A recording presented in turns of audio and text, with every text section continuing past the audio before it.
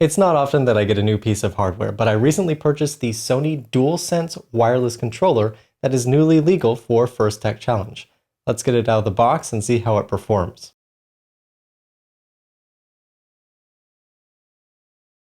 Let's get this opened up. Just one little thing to cut here at the top. And let's get this open.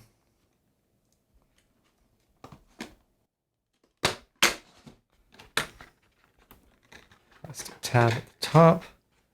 And there's a convenient little hole that you can poke in to help you actually get it out, which is very nice. Inside we have yet another box. Let's open this up, get rid of the plastic, see what we have in here. I bought the controller in the Starlight Blue color. No particular reason other than I like it. I think it looks really nice. Let's see it in person. And wow, that is really nice. So first impression, the fact that you can get different colors of this device I think is a real good thing. Some of the colors available might align with team branding very nicely, and it is possible to customize them as well after you get them. Aesthetic modifications are legal, so we have some options there. So let's set this aside for now, just get everything else out of the box. We have some instructions, and that is it. There is no USB cable included with this controller. It's important to remember that we can only use this controller in wired mode, not in wireless mode. So the fact that it doesn't come with a cable isn't too great for our use, but if you were buying a PS5, it would come with a cable and you'd be all set there. So it makes sense why they didn't include one, but unfortunately for us, that means you do have to remember to buy the cable and make sure you get the right one. So let's dive into the controller itself. Now that it's out of the box, just a quick feel on the materials. It feels like a really good quality controller. It has some weight to it. The outside plastic feels like that kind of plastic that isn't going to degrade on you immediately. I know some of the controllers in the past, they've gotten a little sticky on the outsides if they've been left in the heat or something like that.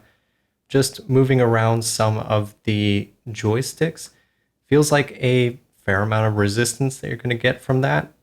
Probably going to help with driving. Not too much more compared to the F310 that I was handling just a little while ago. The buttons feel okay. It's almost less of a satisfying click than you get out of the F310, but nothing too bad to write home about. The trigger, I want to say, has a little bit less resistance than the F310 does, which is interesting, but it feels really nice in the hands. Let's get it plugged in. Now, I have not plugged in this device at all to anything before now, so we're going to see exactly how plug and play it is.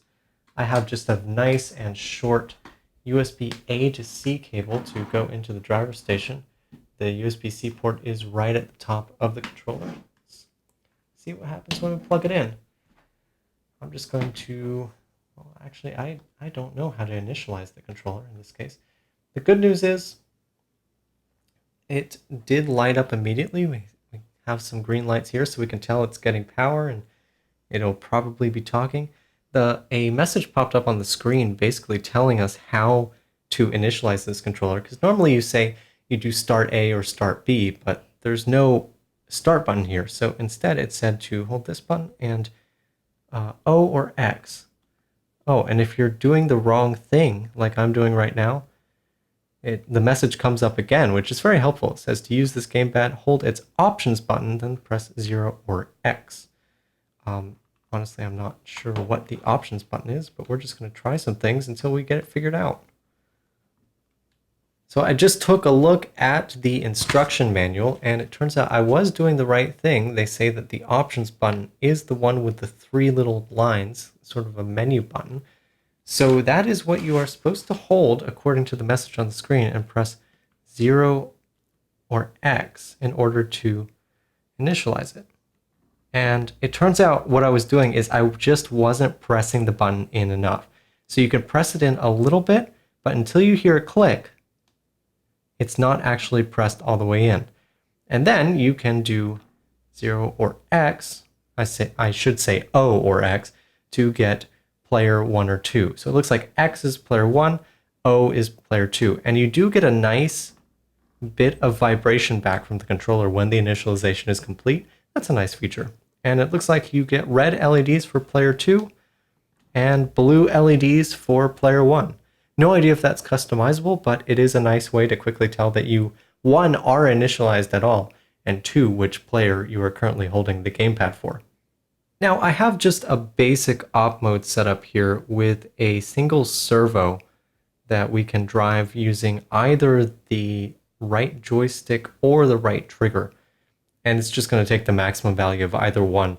And I did this with the Logitech F310 earlier as a test to just sort of see what kind of resistance I would get back from each of the joystick and the trigger, get a feel for how accurate it's possible to be just with my hands, which are fairly inexperienced at this. There's pretty good resistance coming back from the joystick itself. And it gives me the feeling that I'm going to be able to put that joystick at approximately whatever value I want it to be at. It's going to stay there. There's enough resistance that between my hand and the resistance given by the spring inside, it's not going to be waving around too much as I move. Let's try the same thing with the trigger. Now the trigger does feel a bit looser than I was experiencing earlier with the Logitech F310.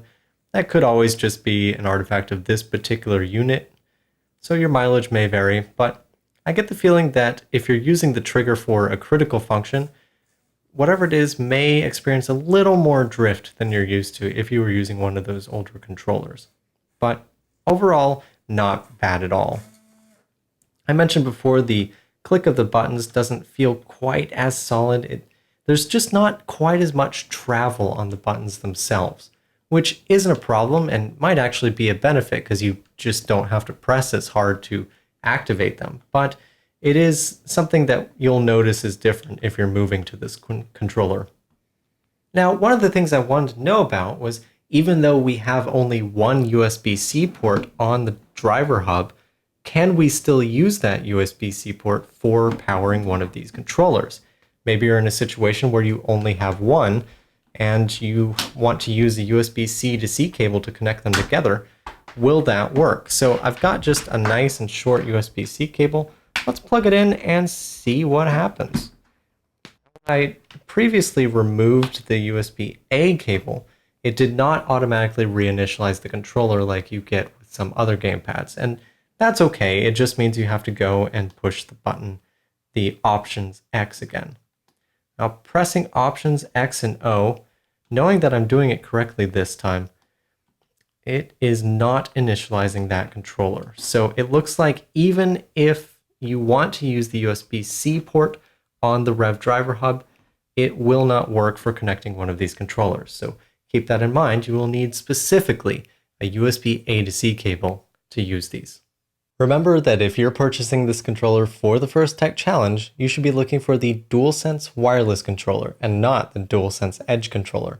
And remember that it doesn't come with a USB cable of its own, so you probably want to purchase a USB-A to C cable to go along with it. I recommend a length of about 1 meter, because this would allow you to put the driver station down on the floor if you have to, but not give you so much cable that it's going to get easily tangled.